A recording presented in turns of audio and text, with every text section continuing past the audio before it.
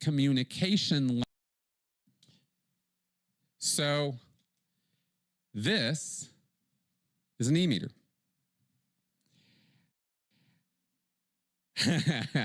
What is it? Besides an ugly colored device, it's an electronic device that is used in Scientology. There is nothing special or mystical or unique about this instrument. It simply sends a flow of electricity through a person's body, and it measures how much resistance there is to that flow. That's the most basic and accurate explanation for what it does.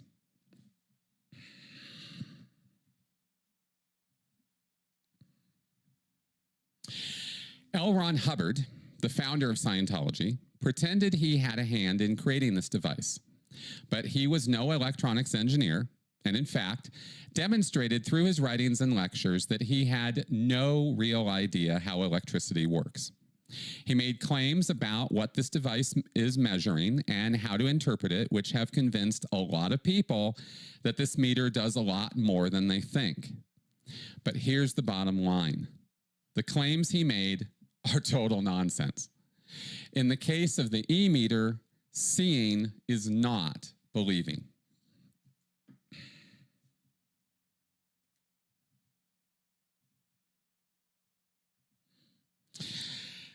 We're going to talk about this in detail, a lot of detail. By the end of this video, you will totally understand what Scientologists think about the e-meter and why they believe in it so passionately. I will break down the false information and pseudoscience that L. Ron Hubbard dreamed up about it and show you exactly how Scientologists think it works. Before we get started, I want to be clear that I'm not making this video to teach electronics, and I'm not going to get into circuit boards, electrical diagrams, or argue if this is a Wheatstone bridge or a glorified ohm meter or whatever. I'm not an electronics guy. I'm a psychology guy. This video is about the psychological impact and abuse that is carried out in Scientology using this device. All right, so we've got a lot to cover, so let's get started. Part 1, the history of the e-meter. The process Scientology offers for spiritual counseling is called auditing. I use the term counseling very loosely because no one in Scientology is a licensed ethical therapist. And institutionally, Scientology seeks to destroy psychology and psychiatry. The word auditing comes from audio, which goes back to Latin audere, meaning to hear or listen.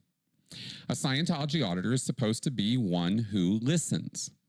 The person receiving the auditing is called a pre-clear, which technically means someone who has not yet achieved the state of clear on Scientology's step-by-step guide to spiritual enlightenment called The Bridge to Total Freedom. An auditor is supposedly guided by the Auditor's Code, which says that the auditor must not ever evaluate for the pre-clear, tell the pre-clear what to think, or invalidate the pre-clear or his data. The e-meter's movements direct the auditor's actions in a counseling session and are used to steer the attention of the pre-clear, the person receiving auditing. Hubbard said the meter is infallible and is never wrong. It can only be the auditor who is at fault for misinterpreting what the meter says. In any case where the meter may indicate that there is some answer to an auditing question, especially in a Scientology confessional where they are looking for misdeeds, if the pre-clear says there's nothing there or that the meter is wrong, it's the meter that is believed, not the pre-clear.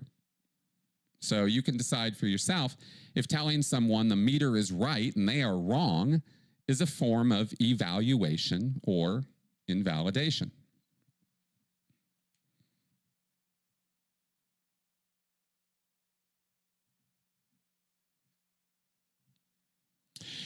The electropsychometer used in Scientology was invented by Volney Matheson.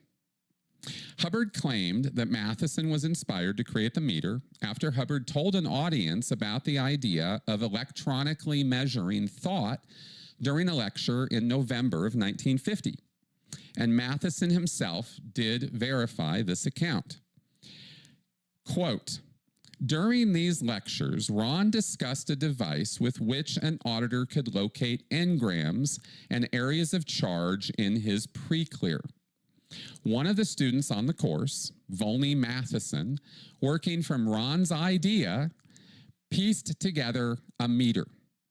This first instrument was eventually, after many years of development under Ron's direction, evolved into what we know today as the E-meter. We do not have a recording or transcript of the lecture in which this data was discussed." End quote. And that is pulled out of the Scientology publication Research and Discovery Series, Volume 5. While it is true that Hubbard gave this lecture and Matheson was in attendance, the backstory here is a little more complicated. As SciCrit wrote in his thesis on the E-meter's origin, Volney Matheson has his own interesting history with electronics, chiropractic medicine, and pseudoscientific therapies. However, neither individual was as original as they might have liked to think they were in this period. A thriving ecology of fringe therapies and self-help systems were evolving to fill the intellectual space opened up by the new mass media, publishing, and radio. Volney's visualization therapy and Hubbard's Dianetics were but two of many practices which exploited pseudoscientific devices to lend credibility to their claims. Most of them are now extinct and forgotten. Dianetics and Scientology are not original. Their only distinctive feature is that they have survived to the present day. This character of fringe ideas in this period, and especially their use of technological props, was probably influenced by the rapid scientific advances that were taking place and the optimistic attitude the public had toward them. People trusted science and technology to improve everyday life. Hubbard said that after he was presented with Matheson's meter, he and his wife, Mary Sue, spent a good amount of research time plotting the whole track, the collective series of memories going all the way back to the beginning of time, trillions and trillions of years ago. And I mean that literally. Amongst many of Hubbard's more outrageous claims is that carbon dating is so wrong that every scientist has grossly misestimated the actual age of our physical universe. Where astronomers and other scientists have calculated our universe is 13.7 billion years old, Hubbard brushes all that aside and claims it's actually 4 quadrillion years old. His only proof, then and now, for these claims are the revealed memories of pre-clears and auditing sessions recalling incidents from their past lives. Matheson's meters were then sold and used by Scientologists in their auditing. Hubbard produced an operator's manual in 1952 in which he correctly compared the meter's activity with that of a polygraph or lie detector. However, he elaborated on this quite a lot more. So much so that eventually he created an entirely fictional explanation of what the meter is registering and why it reacts to an auditor's questions. Matheson and Hubbard both benefited for a couple of years by their arrangement, with Matheson creating the meters and Hubbard pushing them on Scientologists for use in auditing. It appears from statements later made by Matheson that they had a falling out and Matheson refused to continue manufacturing and distributing his meters for the Church of Scientology. Given the fact that Hubbard was infamous for taking credit for other people's work and was known as a greedy and manipulative con artist by those who were close to him, it's likely that Hubbard tried to usurp full control of the e-meters, but Matheson was the patent holder. and he wasn't going to give that up.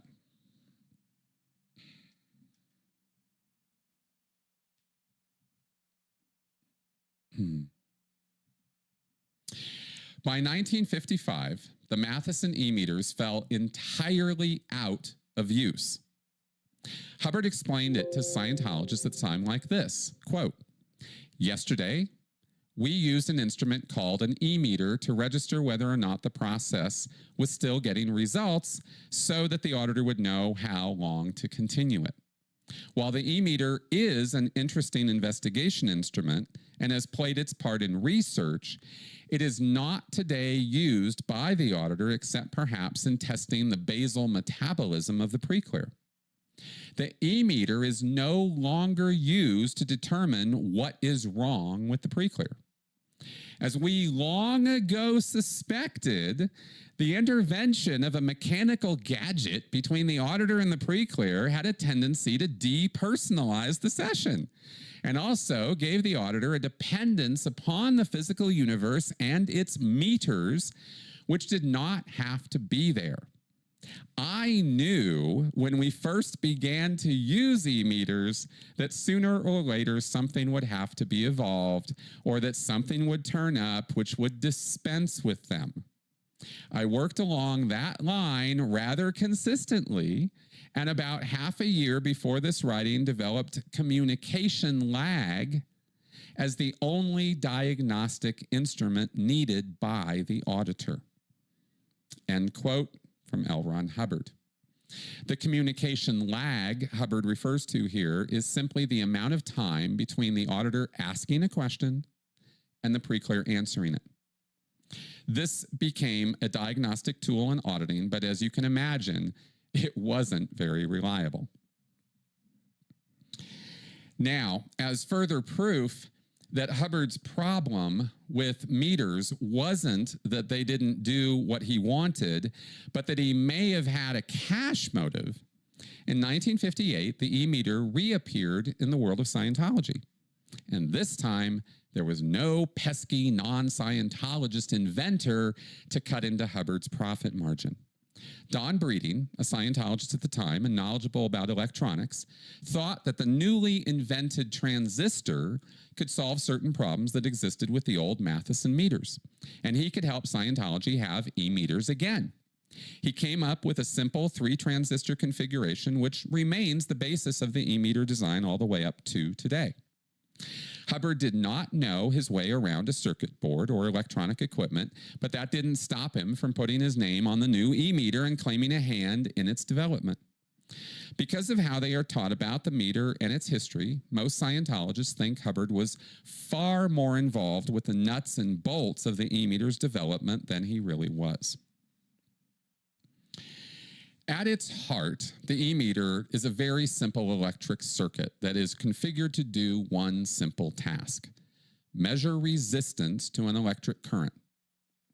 When a person is holding the meter's electrodes, or cans, the resistance it's measuring comes from the change in water density of a person's skin and muscle tension causing increased skin contact. Everything else added on top of this explanation is just window dressing or pure nonsense. Part 2, the nature of pseudoscience. Let's take a break for a minute from the meter. When it comes to explaining the e-meter and challenging Hubbard's claims about it, we are faced with one of the biggest challenges in debunking pseudoscience, known as Brandolini's law, or the bullshit asymmetry principle.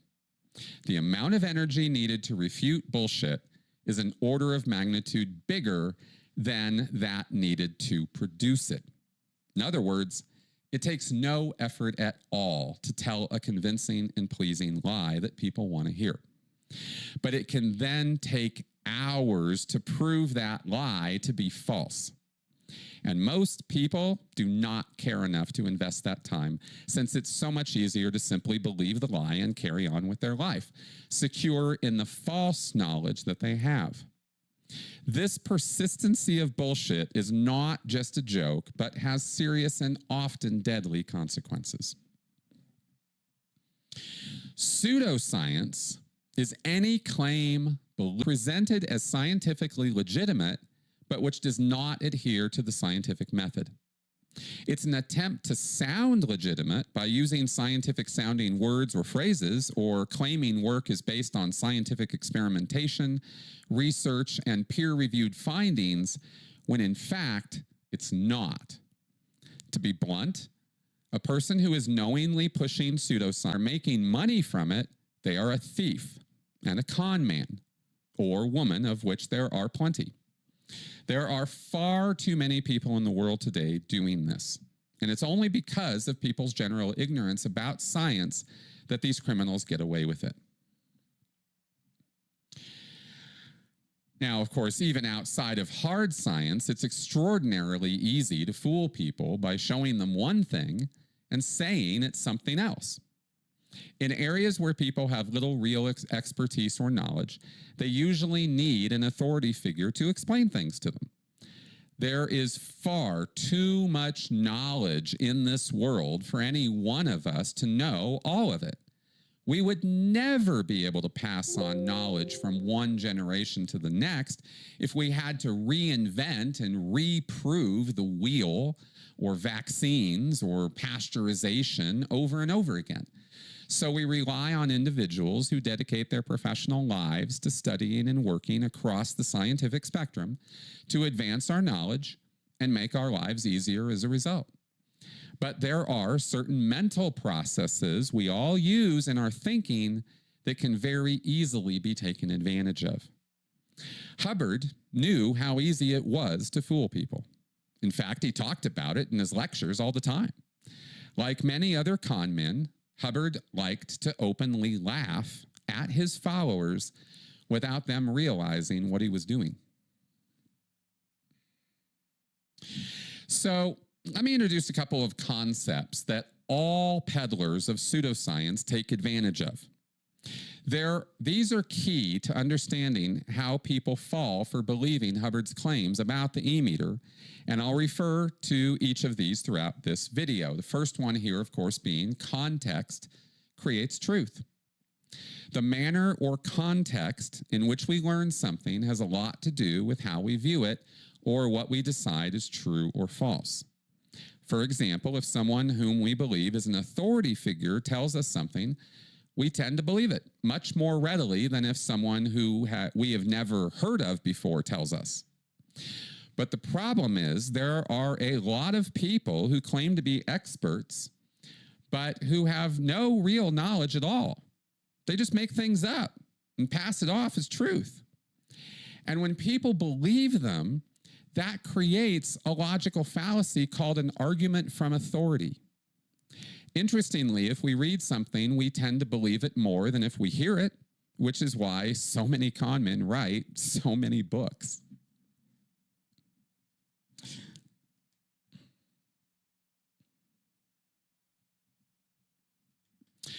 Now, here is another one, confirmation bias. When we are faced with new information, we all have a tendency to search for or interpret that information in a way that confirms our preconceptions, or what we've been told to expect or believe. This is called our confirmation bias, and unfortunately, it's something we all suffer from. And because we want to stick with what we know and already believe, we tend to give less consideration to alternative possibilities, or we just reject them without even looking. This is especially true when we have some kind of emotional connection or have deeply held beliefs about something. We feel we need something to be true or real, and so we make it that way in our minds, and we don't let anything challenge that. Our brains are very good at pattern recognition. We are constantly interpreting what our senses tell us against what we already know or what we've already experienced so as to make the unfamiliar more familiar. This is a crucial survival skill. But unfortunately, it can also make us somewhat blind to what is right in front of us. There can be other bad consequences too, including people even selectively forgetting information or memories which do not conform with their beliefs. Confirmation bias can lead to wishful thinking, overconfidence, and very poor decision making, because the person will literally nullify anything that does not agree with their ideas, no matter who's telling them or what authority they have. And then there's misdirection. Neville Mescaline said misdirection is, quote, misleading the spectator's senses in order to screen from detection certain details for which secrecy is required, end quote. John Travolta helped explain this even more simply in the movie Swordfish, when he said, what the eyes see and the ears hear, the mind believes. Now, when it comes to the meter, I'm not talking about pointing in one direction so you can do something else when people aren't looking. Another way of thinking about misdirection is to get people to believe one thing is happening when in fact something else entirely is going on. You can make a person believe in almost anything with good enough misdirection. When it comes to the e-meter, we'll return to this in more detail later. Now let's break down what Scientologists are told about how the e-meter works. Part 3, e-meter use in Scientology auditing. In Dianetics and Scientology, mental images or pictures are very important. In 1950, L. Ron Hubbard introduced a theory of mental anatomy and therapy in a book called Dianetics, the Modern Science of Mental Health. He put forward the idea that we perceive and recall what goes on around us through the use of mental image pictures.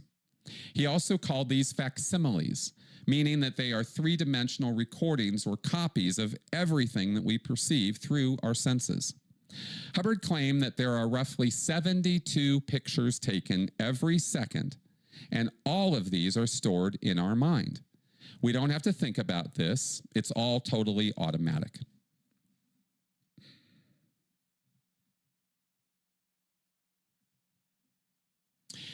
He said there are two main parts to the mind, the analytical mind and the reactive mind. The analytical mind is the conscious mind that we use to think and compute things and solve problems. If you close your eyes and think of a memory of a cat, Hubbard says it is the analytical mind that furnishes the picture for you from your past experiences or combines past images or ideas to create a picture of a cat using your imagination. The reactive mind is where pictures containing any pain and unconsciousness are stored. These are used against you in moments of tiredness or stress, or when you find yourself in circumstances approximating the earlier times when you were hurt or unconscious. The reactive mind never turns off, but it operates subconsciously, just below your awareness. Therefore, it reacts faster than the analytical mind. It's supposed to keep you from repeating actions or behaviors which caused you pain in the past, but according to Hubbard, it's lost any evolutionary purpose and is just a burden now. Dianetics procedure is supposed to be the method of clearing or erasing the reactive mind entirely. Early on, Hubbard avoided any questions about where pictures might be stored in the brain. He claimed to have done the math years prior and figured there was no way any brain could store all their memories, since there simply weren't enough punched protein molecules to store every perception of every moment in our lives. So, deciding there was no physical way possible for memory to work the way it does, Hubbard said these pictures are made up of sheets of energy and have actual mass. It's a very tiny amount of mass, but is supposedly measurable. When a person is recalling a memory of something, what they are doing is reactivating these facsimiles, and they can then re-experience all the perceptions stored in the facsimile, such as the taste, feeling, sight, and sound of the incident. In Scientology, this activity is Hubbard's description of thinking.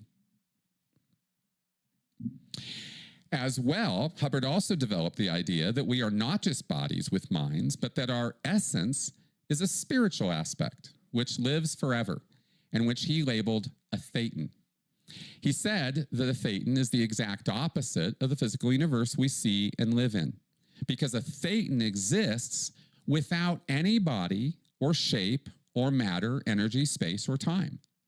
You can't see or hear or otherwise detect or measure a thetan directly because it has no common frame of reference to measure. But like a blowing wind, you can sense or detect a thetan's presence. A thetan is like a nothing that is a something. The existence of a thetan is the most fundamental thing that Scientologists have to... Oh, excuse me one moment.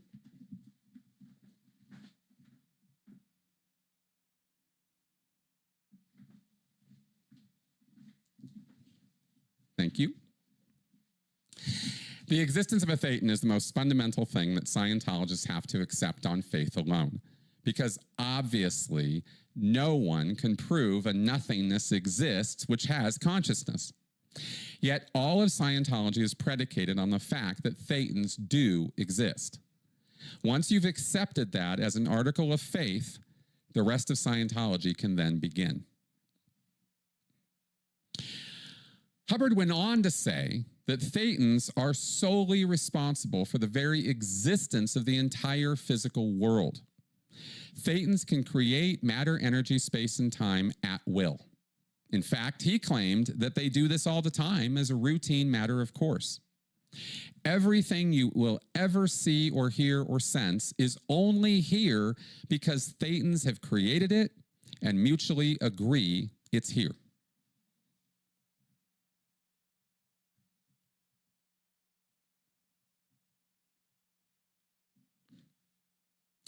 Hubbard claimed that thetans create electrical currents and other manifestations of force and energy and use these to control the body they own. He said that in Scientology, they had discovered a fixed electrical field surrounding the body, and that if this field is altered or adjusted by the thetan using electrical currents, the actual shape and structure of the body itself can be changed. In fact, he even said that by creating energy and thrusting it into a body, you could increase the mass of the body and actually make it gain weight. He went on to say that an actual experiment was done proving this, but there were never any published findings or peer review of this so-called experiment. It was really just another one of his useless stories. When it comes to the e-meter, Hubbard's claims go like this. The meter sends a tiny electrical current through a person's body, and the meter measures any resistance that current meets in its travels. The resistance comes from electrical disturbances which occur within or in close proximity to the person's body. The mental image pictures contained in the reactive mind are sheets of electrical energy, and when a person's attention goes onto these pictures, they can shift or change to alter the flow of the electric current, and this shows up on the meter. The various reactions that occur on the meter indicate different things about what is going on with the mental image pictures and the electrical charge connected with them. The idea is to get the person to recall the incidents and then, by applying Scientology procedures, get the person to release the electrical charge. The pictures are then not supposed to have any further influence over the person because the electrical charge is dissipated and literally erased out of existence. When the whole mass of mental image pictures in the reactive mind are gone and all the charge connected with them is released, the person is called a clear. And let me just check one thing here because, yes, perfect. Okay, good. Just wanted to make sure I wasn't obscuring anything. So to get there, you have to go through hundreds of hours of Scientology auditing. So what is auditing doing? In the shortest description possible, auditing is trying to erase the charge contained in past traumatic episodes in your life and in your past lives. As we went over, this charge is stored in engrams. One of the classic examples in Dianetics is a person having a motorcycle accident. The pictures of that original accident include the sensation of pain, the image of the bike, sounds of the engine, and anything else going on in the background. Now, many years later, if the person hears that same kind of engine revving or sees similar motorcycles, their reactive mind goes into action, and that picture of the accident comes back into play. This is called restimulation. When questions are asked in auditing, they are supposed to make the person recall or think of these pictures so that Scientology processes can then be run which get rid of the pictures. In other words, the auditor is purposefully re-stimulating the person's reactive mind, and the mass of those pictures then appear on the meter. Now, let's start actually looking at a real e-meter.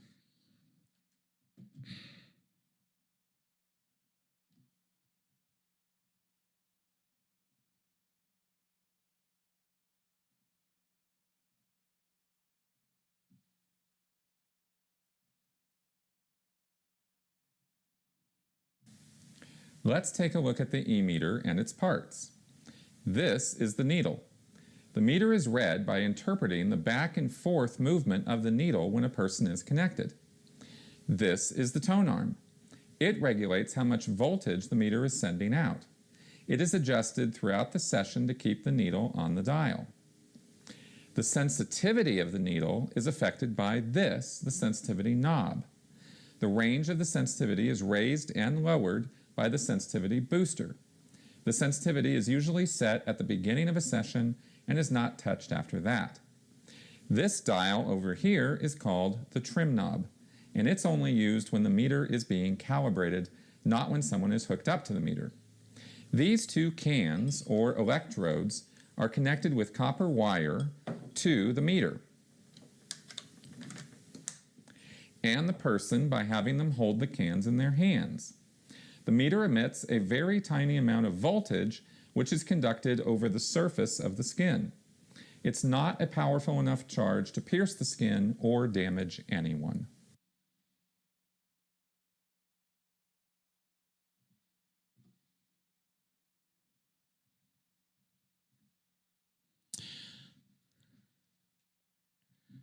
All right, so why is it called a tone arm?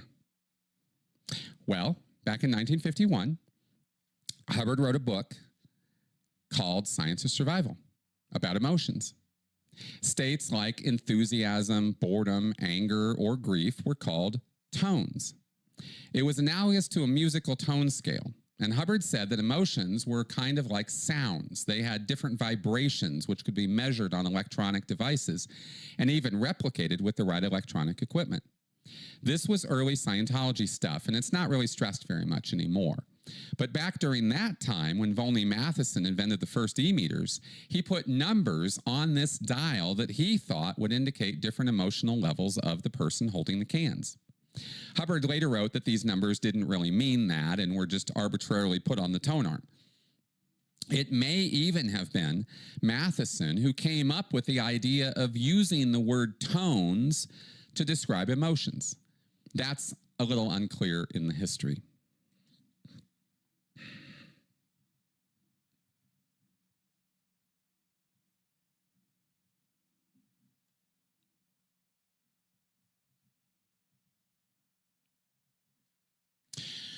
The tone arm's actual function is to increase or decrease the voltage being pumped out by the e-meter.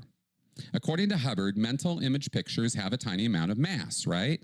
So when someone is holding the cans, the tone arm is moved up and down to indicate how much mass the electric current is running into. In other words, how much resistance the electric current is meeting in the body of the person holding the cans. The higher the tone arm, the more mental mass is being generated by the pre-clear, making it harder for the electric current to complete its circuit. At least this is what Scientologists are told. The needle is supposed to measure smaller or more minute changes in mental mass. Where the tone arm might indicate a whole pile of pictures that have been restimulated, the needle would indicate a specific picture or incident which the auditor will hunt down and get the pre-clear to tell him about. So what are these needle actions? Well, believe it or not, there are quite a few of them, and they all indicate different things. I'm not going to show you all 26 of them because it would take an hour to explain every single one. But these are the most important ones that are used in Scientology auditing.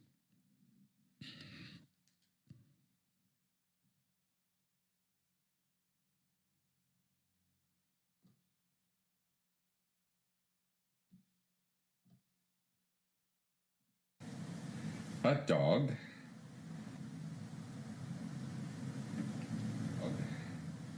A cat.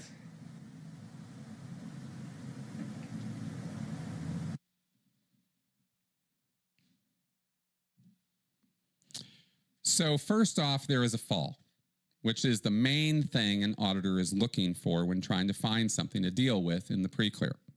It's a motion of the needle from left to right in response to a question and can vary in size from a small fall to a long fall blowdown, where the needle not only falls, but it goes off the dial and the tone arm has to be lowered to bring it back.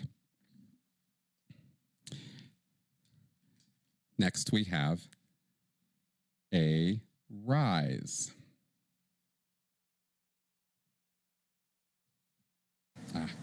A dog.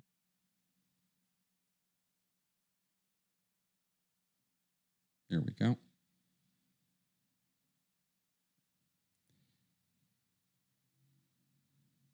There it is.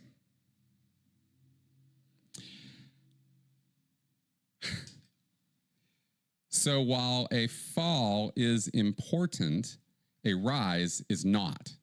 This is where the needle moves from right to left, and it's hardly ever given any attention at all. Now, the needle can really only go up and down. So besides falls and rises, what else could there be?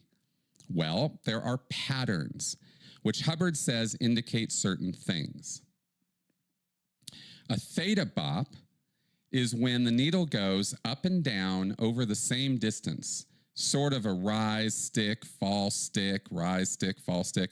And this is supposed to indicate that the person is spiritually bopping in and out of the body, or is recalling a time when he was doing this, such as thinking about death or dying or really wanting to leave somewhere.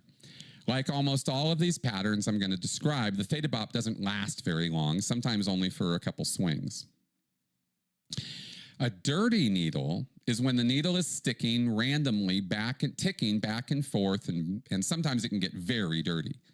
This indicates a person is upset or agitated, usually because the auditor is doing something the pre-clear finds really annoying, or because the pre-clear is thinking about something it doesn't want to say. From the auditor's point of view, a dirty needle tells the auditor that there is some secret the pre-clear doesn't want the auditor to know about, and he pursues it vigorously until the pre-clear coughs it up. A clean needle is the opposite and simply indicates the pre-clear is not really thinking or doing much of anything. Okay, now a floating needle is the most desired needle pattern. It indicates that a process or action is completed. It's a rhythmic sweep of the dial at a slow, even pace of the needle, back and forth like that. It can last for a couple of swings, or it can go on and on and on. It generally indicates the pre-clear is happy or even euphoric in that moment. Although intriguingly, this same needle pattern can also occur when a person feels very sad or overwhelmed or upset. And then there is the rock slam. This is the most dreaded pattern in Scientology. It's a crazy, frantic slashing or slamming of the needle in an erratic pattern as though the meter has gone haywire. In fact, because rock slams can occur because of mechanical errors, the first thing an auditor does if he sees one is to disconnect the pre-clear and do a mechanical check on the meter. According to Hubbard, if a rock slam appears, it means that you've hit some hidden evil intention on the part of the pre-clear.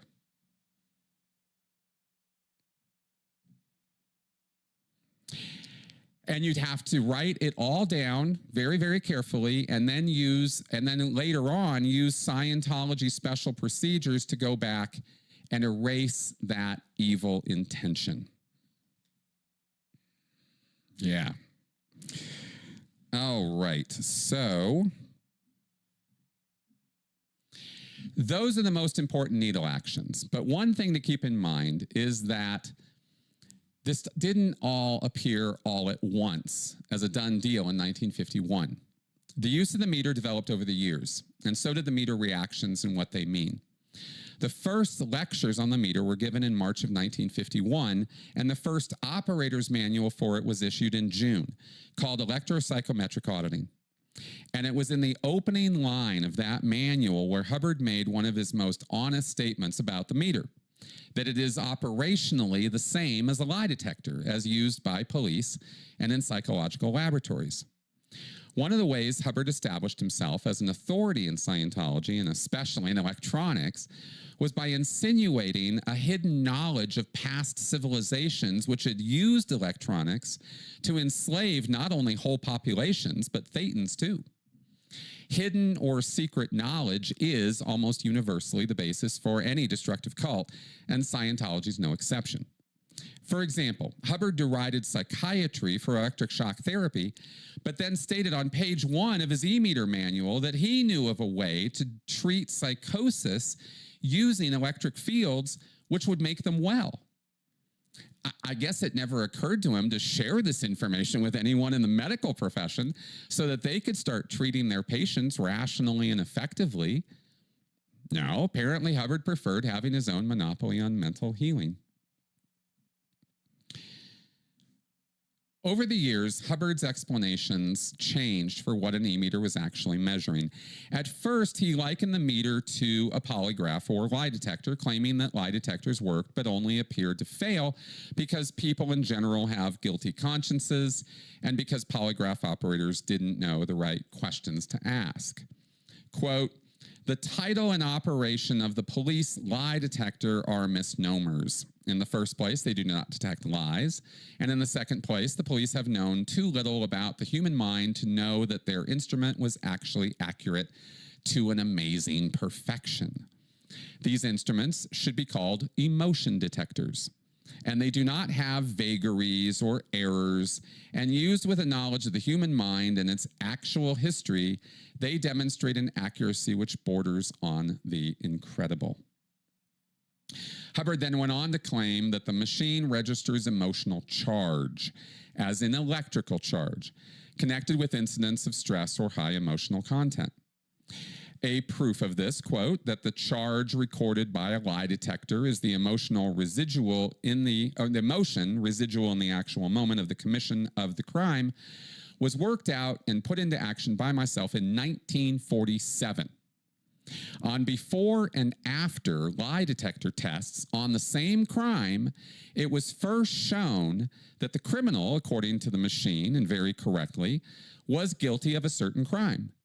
The incident of the crime itself was then addressed by Dianetic processing and the entire charge of emotion removed from the incident.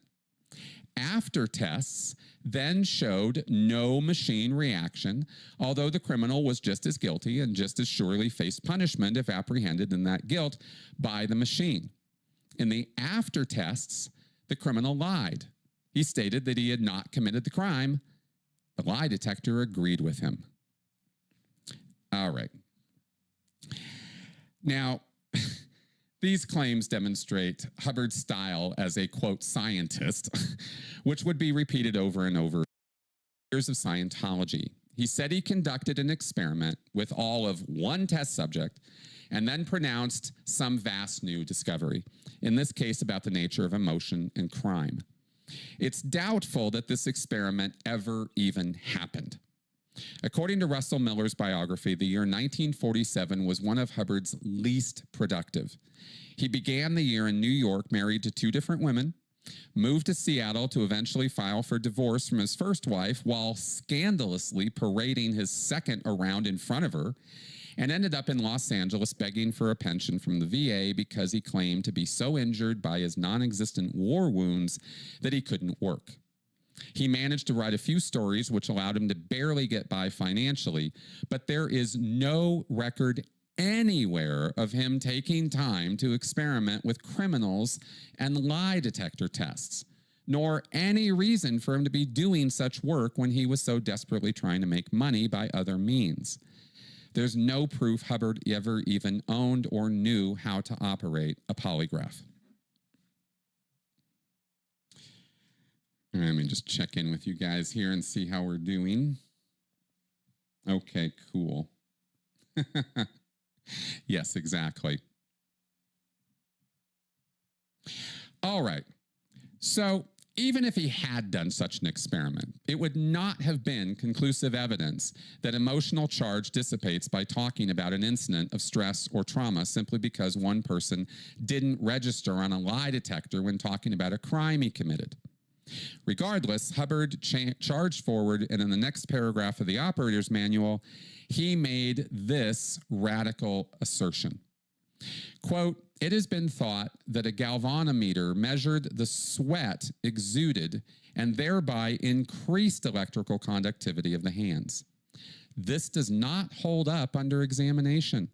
The galvanometer measures actually the density of the body. Under various stresses, the body is more or less dense, and the density alters swiftly. Density naturally influences the ability of the body to conduct electricity. Thus, the galvanometer portion of a lie detector measures density resistance of the body. A glance at a man showing anger will show you his increase in physical tension. He is giving more resistance to his environment. When a trickle of electricity is going through him, he is capable of changing its flow by changing his density." Okay. This rather, let's say, creative explanation was the beginning of Hubbard's alteration of reality in telling Scientologists what exactly the meter measures. But truth be told, back in the 1950s and 60s, no one really cared very much about Hubbard's explanations. The e-meter was not a precision instrument, and it wasn't treated as one. It was merely a gimmick or an aid to auditing, and often the auditors didn't even look at it when they had it up on the table during sessions. They were more interested in what their pre-clear was saying and how he looked and felt. And they used the e-meter simply to verify what they felt they already knew as to how things were going. In 1959, Hubbard had relocated his family to a palatial estate in East Grinstead, England, and established the International Center for Scientology Operations at his new home dubbed St. Hill Manor. He opened up his home to auditor trainees from around the world and began what ended up being a years-long series of technical briefings and studies, which are known as the St. Hill Special Briefing Course. Hubbard and the students tested out new Scientology procedure, and 2 to 3 times a week, Hubbard gave technical lectures to them about the latest breakthroughs. Many times, the e-meter was the subject of those lectures, and over time, Hubbard tightened up the discipline and exactness of meter use in auditing. It was no longer something that was to just sit idly on the auditing desk, but in fact became a vital tool to determine what subjects to take up with the pre-clear in his auditing. From this point forward, most forms of auditing became heavily dependent on the meter and its reactions. As part of this, Hubbard developed a series of drills which students practiced to be able to make the meter respond in auditing, recognize when it responded, and what those responses meant.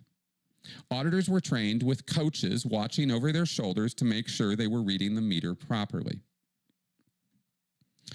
Not only did metering become more precise, but the whole auditing procedure itself also became much more formalized.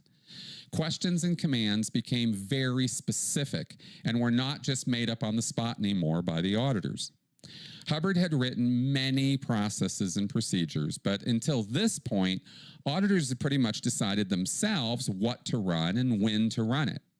Now, auditing sessions began to be modeled very specifically so they looked the same from one auditor to another, with precise things said at the beginning, middle, and end of each session to make them easier to teach and more predictable for the pre-clears.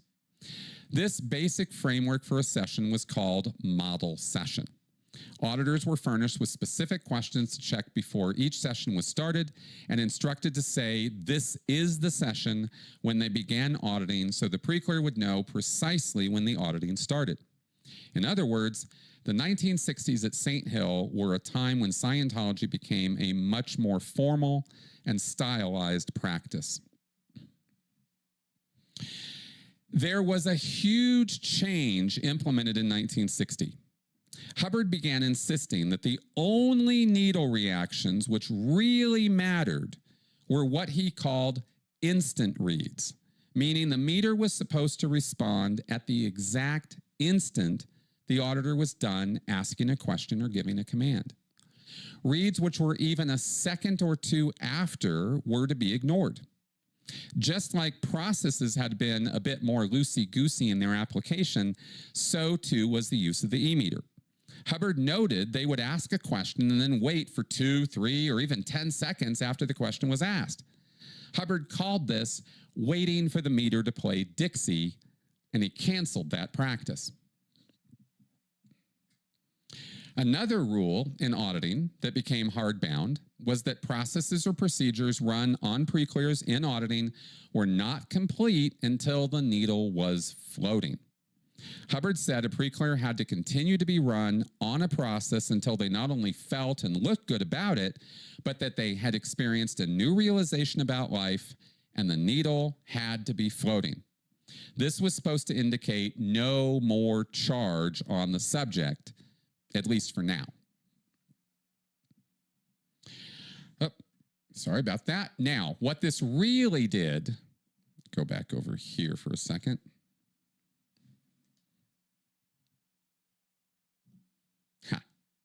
What this really did was usher in a whole new methodology that allowed Hubbard to reinforce the use of the e-meter as a kind of sacred science, a device that could never be questioned. If an auditor was not getting the proper responses Hubbard described, it was now the auditor's fault for failing to be able to get the meter to read. In other words, Hubbard tuned things up so that the meter was perfect, and it was only the humans using it who could be at fault if something didn't go as planned. So what does an e-meter look like in action? Well, let's take a look at a couple examples of actual procedures used in Scientology auditing. The first thing we'll demonstrate is called a can squeeze. It's done at the beginning of almost every action in Scientology which uses the meter to establish the correct needle sensitivity for the person at that time.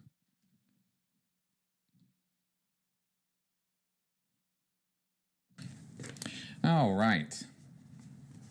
Squeeze cans, please. Thank you. Squeeze cans, please.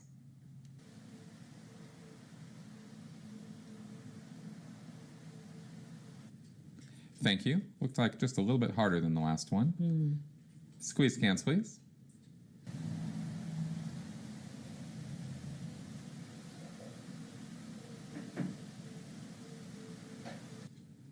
Great. Perfect. That was perfect.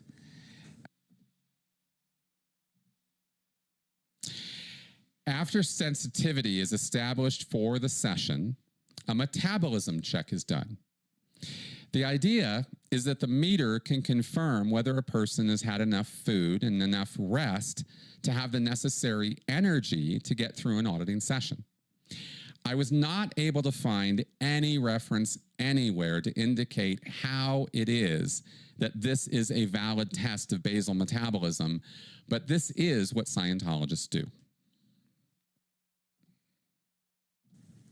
All right, we're going to do a metabolism check. Take a deep breath, hold it for just a moment, and let it out through your mouth.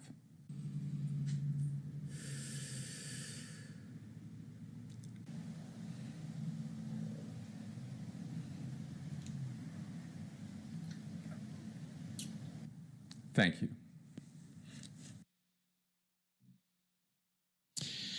One way the meter is used often in Scientology is to do an assessment. A question is asked, but instead of having the person answer verbally, various possible answers are asked to see if the meter responds to any of them. In another version, the pre-clear is asked a question and gives a number of possible answers, but then the auditor notes them down and then assesses them back to the pre-clear. Either way, the meter's reactions are noted down on the list, and the one with the biggest reaction is the right answer. In this example, we're using a list that is assessed as a training exercise just to show how it looks. What country would you like to live in? United Kingdom, Ireland, Sweden, Denmark, Belgium, Spain, Germany, Switzerland, Czech Republic, Slovakia, Hungary, Greece, Russia, Ukraine, Turkey, Saudi Arabia, Lebanon, Yemen. Your item is Belgium. Now, we're going to show an actual Scientology auditing process being checked and run on the meter. These are almost always repetitive questions or commands, which are given over and over again until the pre-clear has a win or new realization about life and feels great. But processes aren't supposed to be run if they don't have any charge connected with them. So the first step is to check them on the meter and see if they read. If they do, then they can be run. Now, here's an interesting point. If the question doesn't read when asked, then the auditor can do an additional action called putting in a button. There are quite a few buttons, but the most common two are suppressed and invalidated. Without getting into a lot of explanation, the basic idea is maybe the pre-clear is suppressing some thought or invalidating some thought, and that could be keeping the meter from reacting when it should be. By checking the button, that's supposed to dig up that hidden charge. So here's what that actually looks like. All right. We are going to check this process and see whether we're going to be running it or not. What does this question mean to you? What are you willing for me to talk to you about? You're asking me what it is I want to talk about with you. Yeah, great. All right. And what does this question mean to you? What would you like me to tell you about that? Like what I want you to talk about? Mm-hmm. And could you be a bit more specific? About the first question. Right. Excellent. Okay, very good. So I'm going to check this question now. What are you willing for me to talk to you about?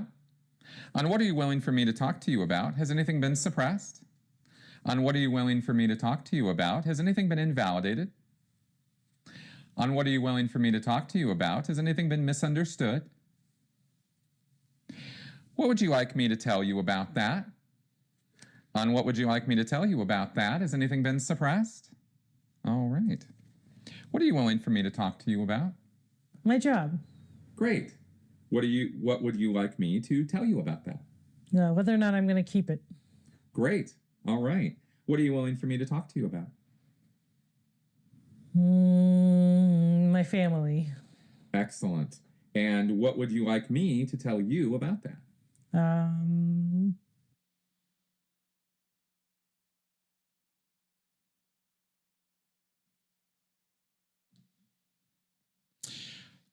That was a typical Scientology process. But now let's take a look at a Scientology confessional, otherwise called a security check. This has its own special procedure, which is different from other Scientology processes. Questions are checked on the meter, but there are only two possible outcomes. The question reads or the needle floats. Until the needle floats, the security checker uses the question and various buttons to try to get it to read. Here's a demonstration of checking a question, getting a read on it, and then getting all the information about the overt. The question being asked is taken from a real Scientology security check.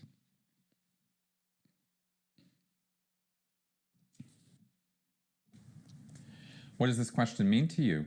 Have you ever embezzled money? You're asking if I've ever stolen money?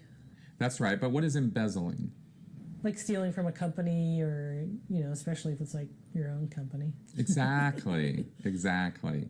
So that's kind of what we're looking for here. And how would this question apply to your life? What would this encompass within your existence? I mean, I've never embezzled money, so I'm not sure. Okay, well, just in terms of how could it apply to your life? Have you ever had a job where you've dealt with money? Yeah. Okay, and what would it look like if you were to embezzle money? I mean, the closest thing to that would be like when I was a cashier. I guess I could have stole money out of the cash register, or when I was working at MoneyGram, I could have sent money to myself. Well, exactly. All right, well, we're going to check this question now. Have you ever embezzled money? On the question, have you ever embezzled money, has anything been suppressed? On the question, have you ever embezzled money, has anything been invalidated? On the question, have you ever embezzled money, is there anything you've been careful of? On the question, have you ever embezzled money, has anything nearly been found out? On the question, have you ever embezzled money, is there anything you failed to reveal? On the question, have you ever embezzled money, has anything been not-ised? On the question, have you ever embezzled money, is there anything you've been anxious about? On the question, have you ever embezzled money, has anything been protested? On the question, have you ever embezzled money, has anything been evaluated? On the question, have you ever embezzled money, has anything been unnecessary? On the question, have you ever embezzled money, has anything been asserted? Have you ever embezzled money? No. All right. Well, here's what I'd like you to do is just take a look and see if there might have been any kind of answer that came to mind when I was asking about this. No. Okay, any instance of embezzling money from work, from somebody, some money you shouldn't have taken, any little tickle of any kind of thought here, something you might have done? I'm not sure. All right, well, let's take a look and see whether there might have been some time in some way where you might have embezzled money. Let's take a good look here. No. Okay, all right, take a look. Let's find it. Let's dig it up here. We got something on this, so. Okay. Yeah. So when did you embezzle some money? Well, I guess I was sort of sending. I mean, I wasn't sending money. There was these transactions when I worked for a wire transfer company that no one was picking up, and so I changed the names on those transactions to names of people I knew, so they could go pick them up. Oh wow, interesting. Okay, got it. And how much money was involved here? And a few thousand. Okay, do we know exactly how much? Can we nail that down? I think it's about 5. About 5,000. Okay. Very good. Thank you for telling me about that. All right, so now what exactly did you do to embezzle that money there? You mentioned a computer and putting people's names in.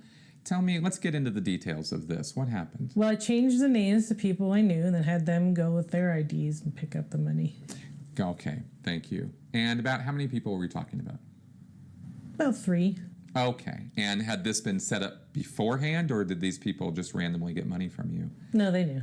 Okay, so it had been prearranged. Yeah. Got it. And when was that prearranging happening?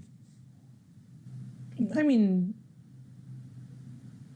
before I set everything up, I was like, hey, we should do this. And they were like, all right. Cool. Was that a day before or a week before? A couple weeks before. Okay, and then you went in and did it? Yeah. Okay, and when that happened, how did you go about doing that? You were at work, I'm assuming? Yes. Okay, and this was at MoneyGram? Yes. Okay, and so when you were there at work at MoneyGram, what happened that you went over to the computer? How'd you do it?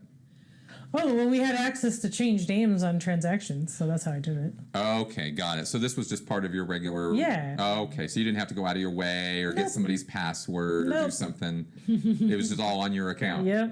Thank you. When was that? 10 or 15 years ago. Okay, let's see if we can nail it down as precisely as possible. Was it 10 years ago, 11, 12? What year was it? Well, like 15. 15 years. Yeah. All right, 15 years.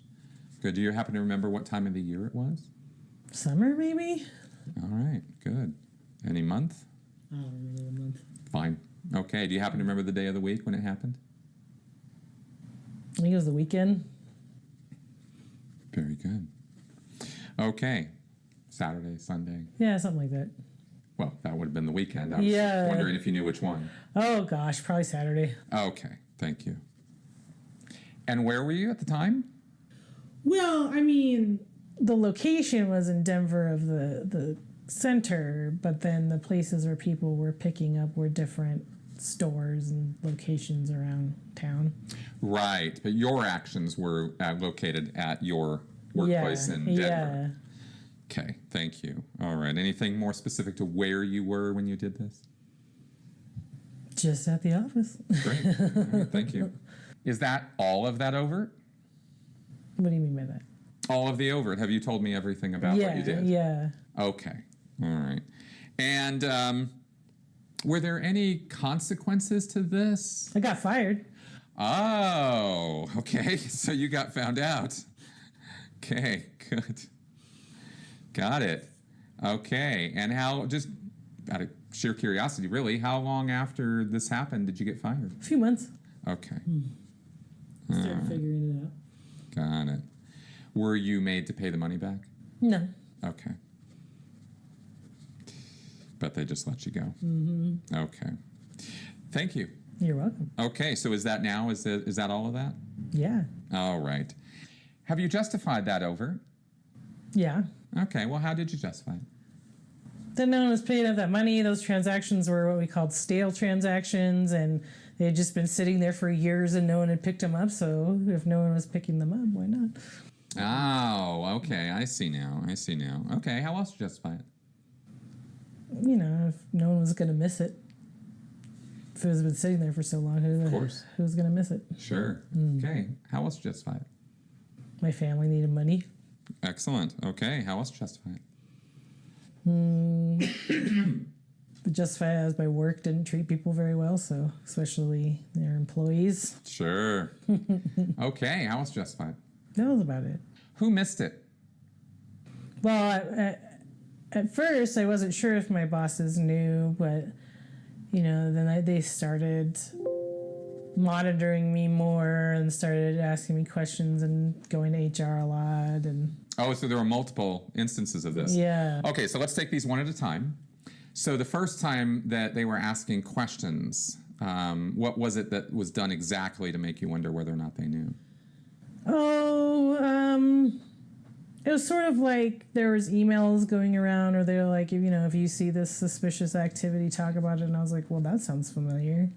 Right. Okay, what else did your boss do specifically to make you wonder whether or not he knew? Well, let me see. Just sort of like asking me a lot of questions about it, like if I knew about stuff going on. And, you know, like I said, they started monitoring me more and, you know, asking to review my work more. Right. Good. All right. Any other instances of your boss nearly finding out or making you feel like he nearly found out? Not that I can think of. Okay. Who else missed it? I feel like maybe my coworkers might have. Okay, let's take them one at a time. Which coworker first? I feel like one of them was like making a joke that made me wonder, you know, like, haha, I bet it would be funny to send money to someone, you know, these stale transactions that no one knows about. Right, right. Which coworker was that? This guy, Joe. Joe. Okay, very good. What else did Joe do anything else to make you wonder whether or not he knew? No. Okay. And you mentioned other coworkers? Well, just him, really. Oh, okay. Yeah. Okay, very good. Did anybody else miss this withhold? I don't think so. Okay, no one else. All right. Thank you. You're welcome. Is there an earlier similar time you embezzled money?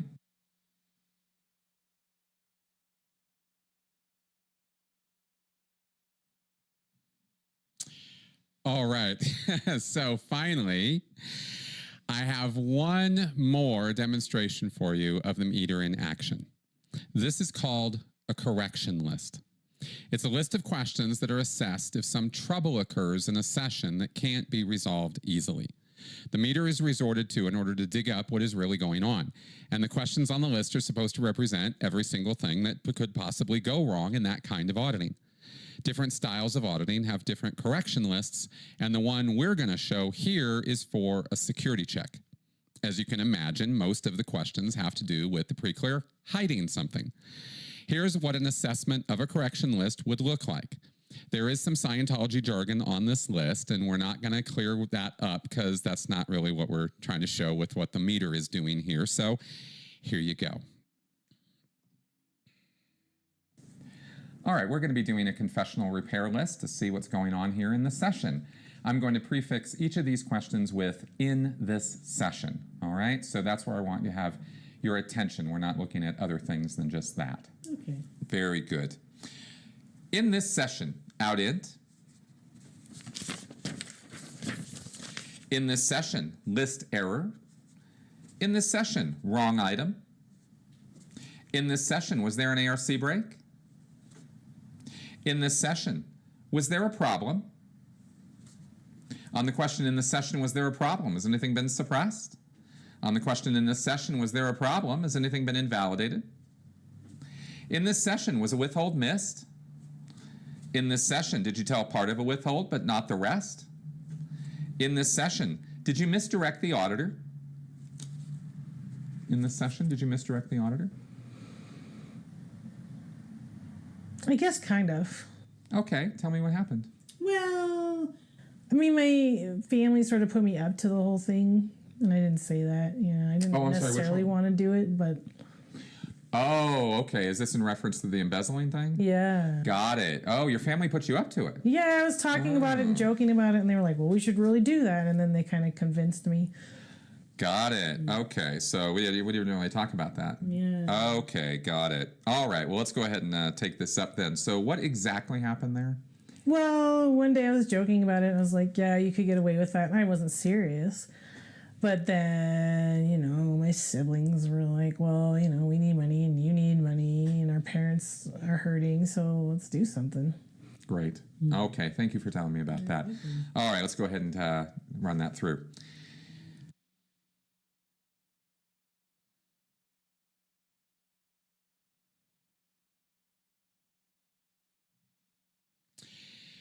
And that is what Scientology actually looks like when it's done according to Hubbard's directions.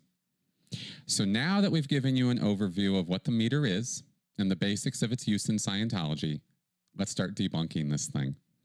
We've already commented critically about a number of Hubbard's claims, but we've got more to cover. Believe it.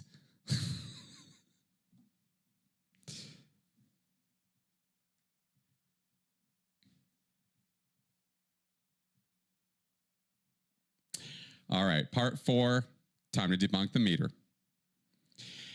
Based on what you've seen so far, you now have an idea of the right way to use a meter according to Scientology. And if I left it at this, then everything you looked at from here on with an e-meter would be interpreted against what I've shown you. And you might actually even start thinking that there's some validity to its reactions.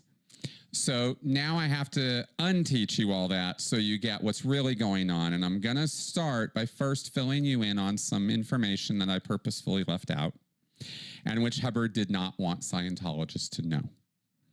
First, as usual, let's do a little history lesson. The wonders of electricity and its relationship to living organisms was the subject of what is considered the first science fiction novel ever, Mary Shelley's Frankenstein, published in 1818. I was looking for an early cover, and I only came up with that one. As scientific advances continued, psychology and psychiatry became formalized subjects by 1879. In 1888 was the first demonstration of galvanic skin response. And by 1906, Freud's pupil, Carl Jung, became curious whether galvanic skin response could be useful for gaining psychological insight into his patients. So what is galvanic skin response? Well, our skin is a complete organ, just like our stomach or our liver. Have you ever noticed that your skin and your gut change when your emotions change? Our stomach does flippy floppies, and we can break out in a sweat when we get angry or nervous or excited. But often these physiological reactions are something we don't even notice because we're so consumed with the thoughts and feelings that are swirling around in our brain. There are more sweat glands in our palms, head, and the soles of our feet than anywhere else. And when we are aroused, these produce microsecretions of salt water, which change the electrical conductivity of those areas. When the hairs on the back of your neck stand up, that is also because of a change in the electrical state of your skin. Since these changes seem to come from changes in thinking and emotions, it was posited that maybe by running a current over the skin and measuring the change in resistance, something could be found out about the person's mental state. This measurement is called galvanic skin response, or GSR. More recently, it's referred to as EDA, which stands for electrodermal activity. It's defined as the property of the human body that causes continuous variation in the electrical characteristics of the skin. Jung read a list of words to people who were connected to a GSR device, consisting of a simple battery which passed a current through probes held by the patient, and a needle registered the electrical charge, or changes. What Jung came to realize almost immediately was that not only did needle movement not tell the device operator what was going on, but that the reactions could be coming from any number of sources, and it was impossible to tell just by looking at a needle moving about what the patient was actually thinking or feeling. In other words, there was nothing the GSR device could reveal that couldn't be found with more rapidity and certainty by simply asking the patient to talk about what was on their mind.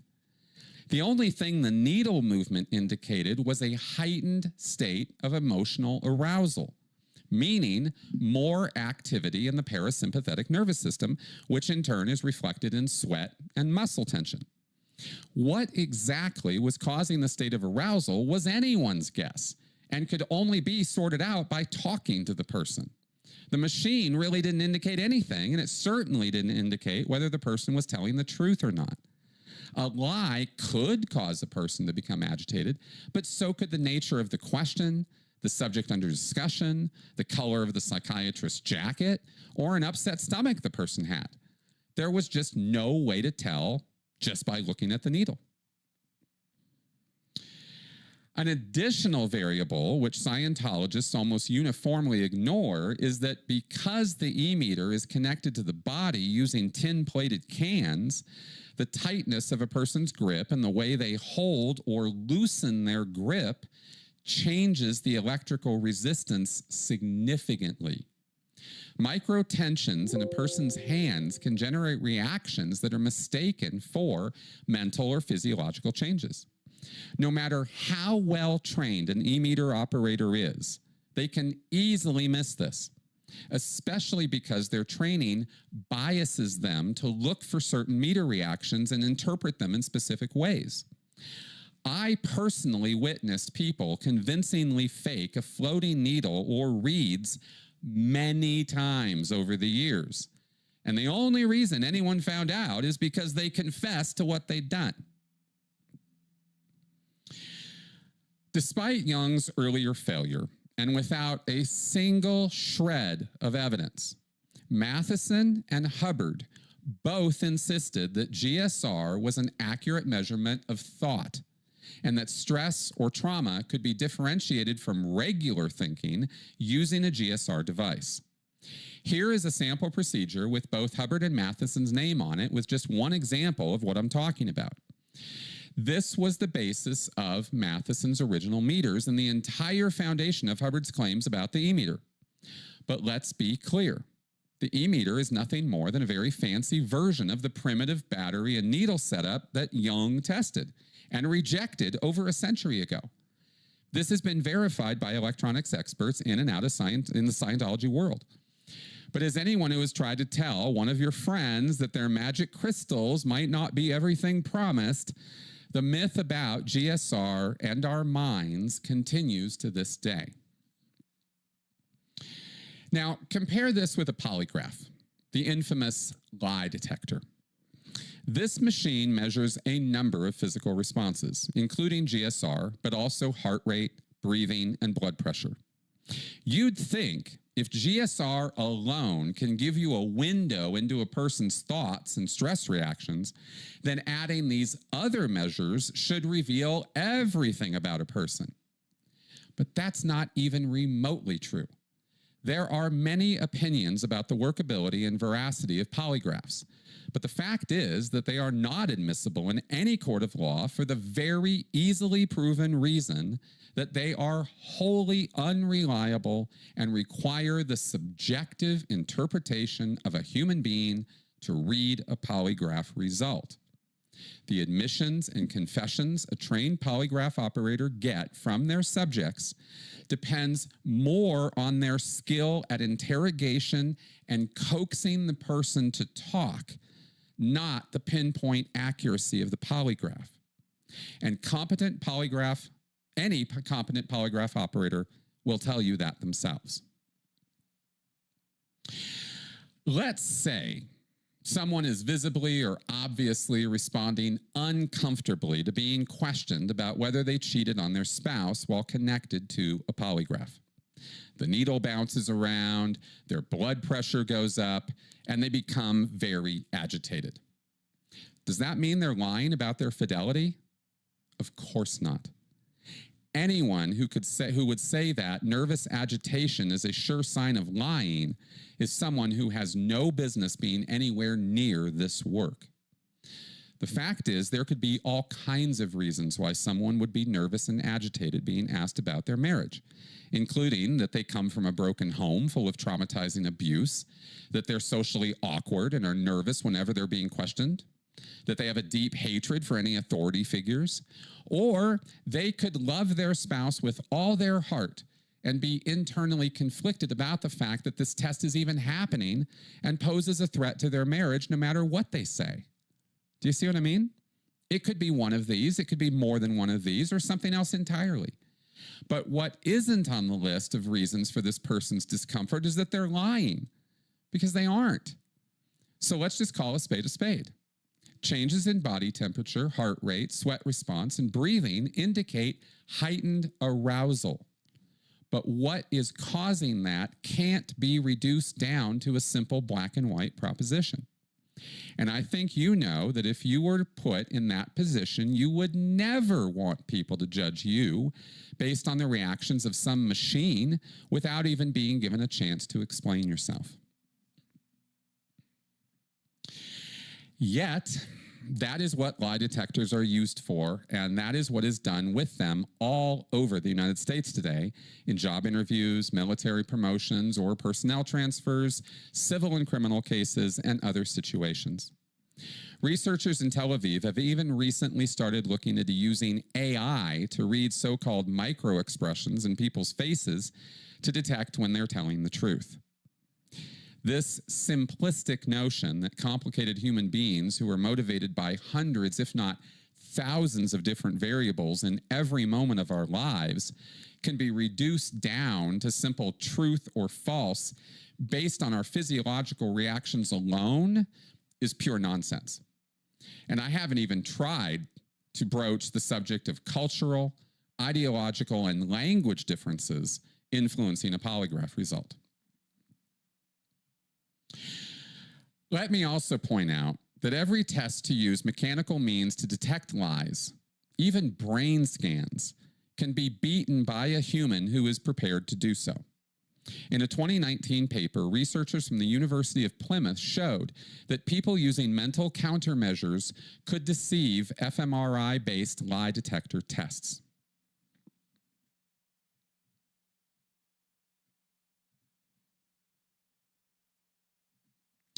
Not all lie detector operators are shady manipulators who push a pseudoscientific approach, but some are.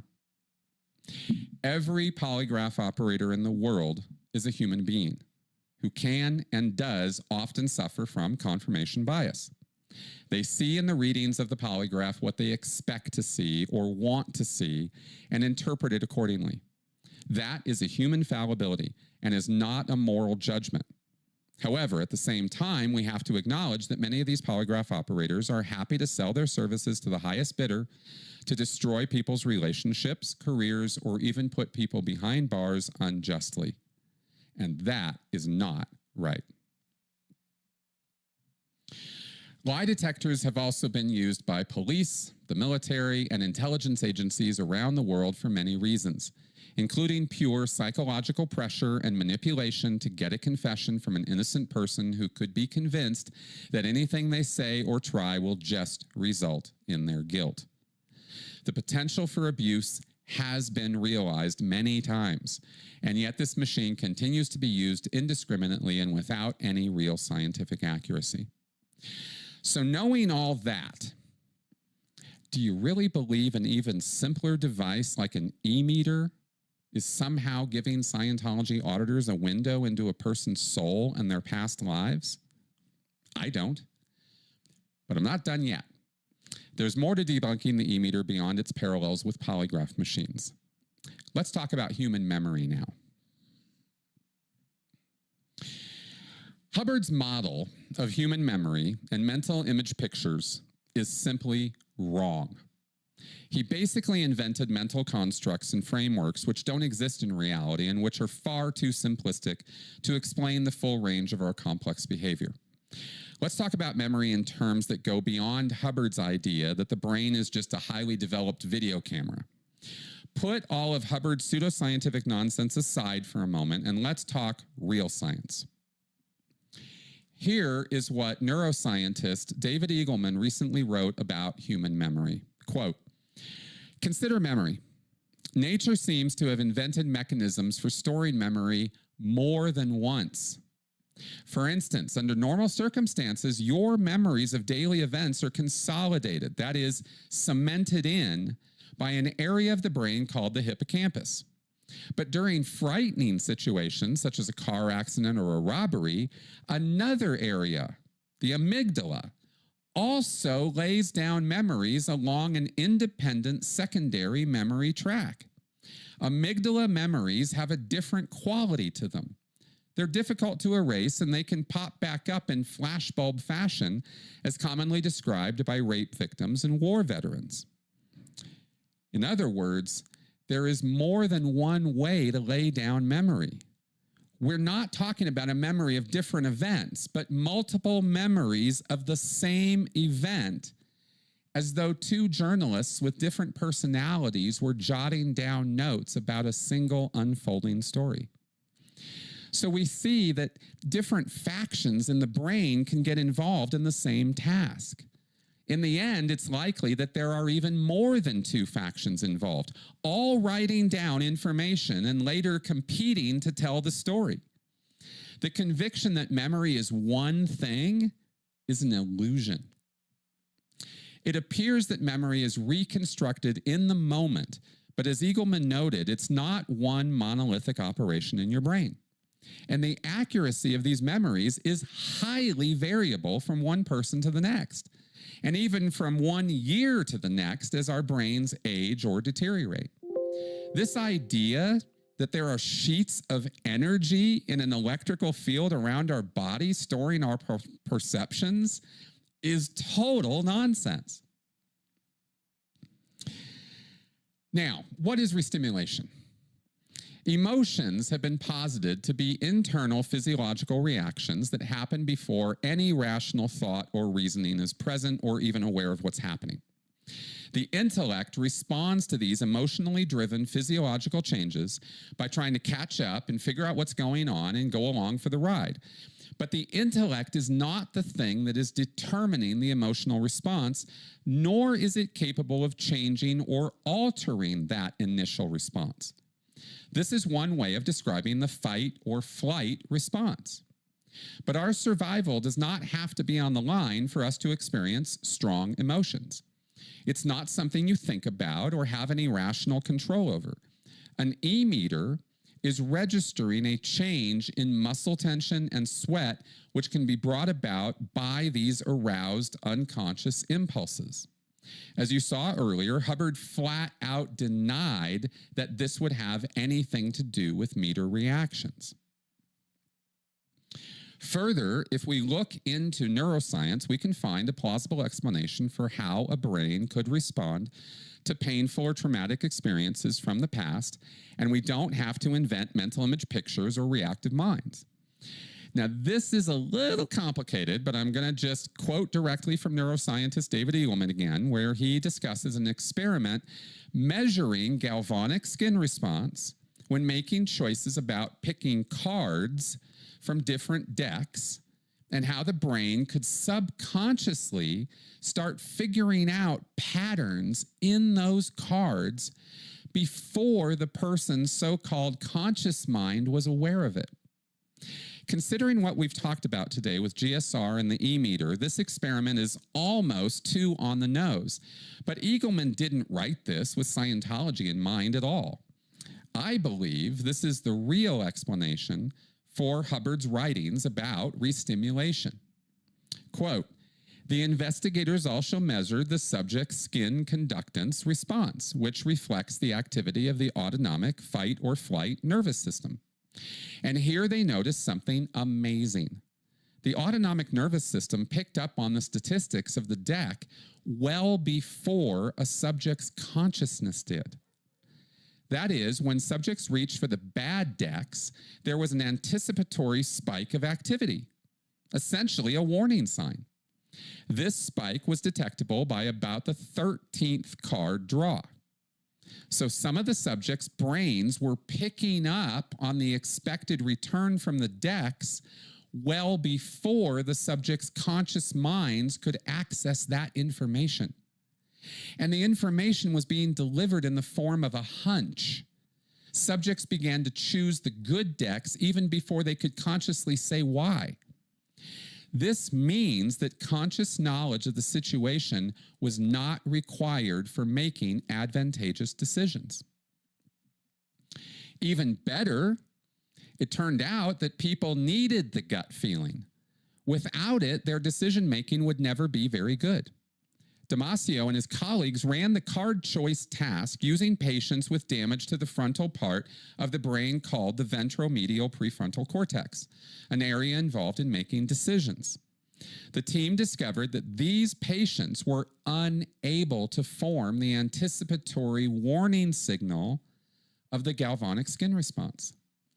The patients' brains simply weren't picking up on the statistics and giving them an admonition. Amazingly, even after these patients consciously realized which decks were bad, they still continued to make the wrong choices. In other words, the gut feeling was essential for advantageous decision-making. This led Damasio to propose that the feelings produced by physical states of the body come to guide behavior and decision-making. Body states become linked to outcomes of events in the world. When something bad happens, the brain leverages the entire body, heart rate, contraction of the gut, weakness of the muscles, and so on, to register that feeling. And that feeling becomes associated with the event. When the event is next pondered, the brain essentially runs a simulation, reliving the physical feeling of the event. Those feelings then serve to navigate or at least bias subsequent decision-making. If the feelings from a given event are bad, they dissuade the action. If they're good, they encourage it. In this view, physical states of the body provide the hunches that can steer behavior. These hunches turn out to be correct more often than chance would predict, mostly because your unconscious brain is picking up on things first and your consciousness lags behind. In fact, conscious systems can break entirely with no effect on the unconscious systems. People with a condition called prosopagnosia cannot distinguish between familiar and unfamiliar faces. They rely entirely on cues such as hairlines, gait, and voices to recognize people they know. Pondering this condition led researchers Daniel Trenell and Antonio Damasio to try something clever. Even though prosopagnostics cannot consciously recognize faces, would they have a measurable skin conductance response to faces that were familiar? Indeed, they did. Even though the prosopagnostic truly insists on being unable to recognize faces, some part of his brain can and does distinguish familiar faces from unfamiliar faces. In other words, you don't need to have a reactive mind or engrams to experience unease, discomfort, or even physical pain for no reason that makes any sense to you. Your brain can simply alert you on a subconscious level that things in your environment may not be good for you, and you will feel compelled to act without even fully understanding why. Your rational mind may well come up with completely false or wrong reasons why you feel that way. It doesn't matter. The brain is just doing its job of trying to keep you alive. So we come to the last point about how an e-meter works, the instant read. I mentioned earlier that Hubbard made this big change in 1960 where any reactions an auditor was going to take up had to occur at the precise end of the major thought voiced by the auditor to the pre-clear out loud. This isn't really how GSR works, as there's usually a lag of 1 or a few seconds between a statement and the body's reaction to it. That's why Hubbard had to invent not only instant reads, but also buttons. Remember in the video earlier where I asked a security check question and then asked a bunch of more times using suppressed, invalidated, failed to reveal, asserted, etc. Why do all that?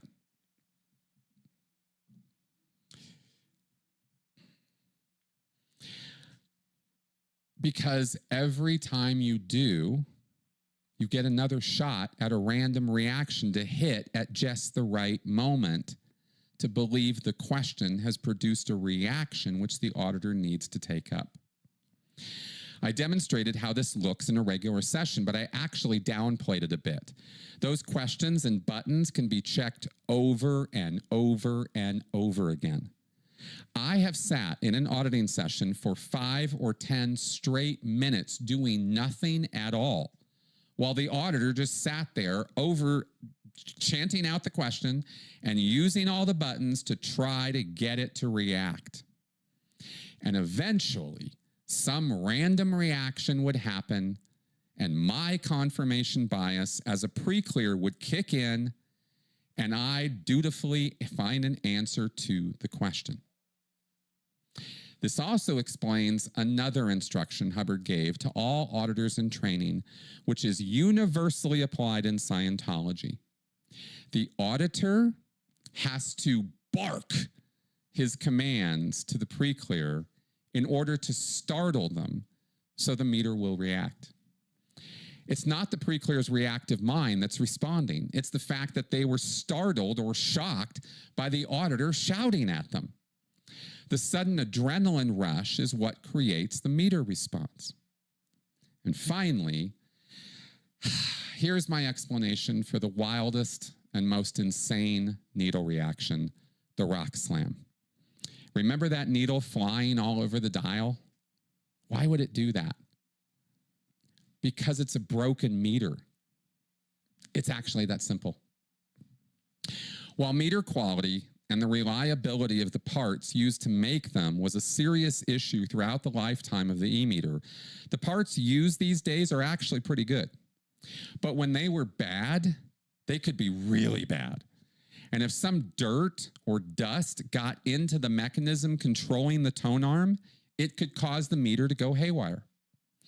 Now, I admit that this is an informal survey, but in doing research for this video, I spoke with around 25 different former Scientologists who had all been trained in Scientology security checking and had engaged in hundreds or even thousands of hours of it. Some of them had overseen the auditing of others as well. Not one of them had ever witnessed a legitimate rock slam. And by legitimate, I don't mean they never saw an e-meter go wild. I mean they couldn't say the same words to the person or ask them about the same area or subject matter and get the rock slam to come back. If a rock slam is supposed to indicate an evil purpose on the subject under discussion, then it should be a pretty easy matter of talking about that subject to get it to come back. Certainly interrogating the person with hard questions about that subject should re-stimulate it. But it never worked out in real life. I myself am aware of 4 different instances throughout my time in the Sea Org where a rock slam was artificially created or faked by the meter operator or the person holding the cans for their own reasons. They knew exactly what they were doing and what would happen, and they went ahead and did it anyway, usually repeatedly touching the cans together to close the electric circuit so the needle would go crazy. This also happens if a person is wearing a ring or touches the cans to some other metal object like a bracelet. The rock slam indicates a hidden evil intention. And over the many years of Scientology, perhaps thousands of people have been punished and sent to Scientology's re-education camps because of a rock slam. I am convinced, after doing the years of research that this video entailed, that there has never once been a valid rock slam. They were just broken meters that ended up ruining people's lives. And so we reach the conclusion of this video. We have covered both Matheson and Hubbard's pseudoscientific descriptions and explanations for what an e-meter is and does, and we have then covered the actual science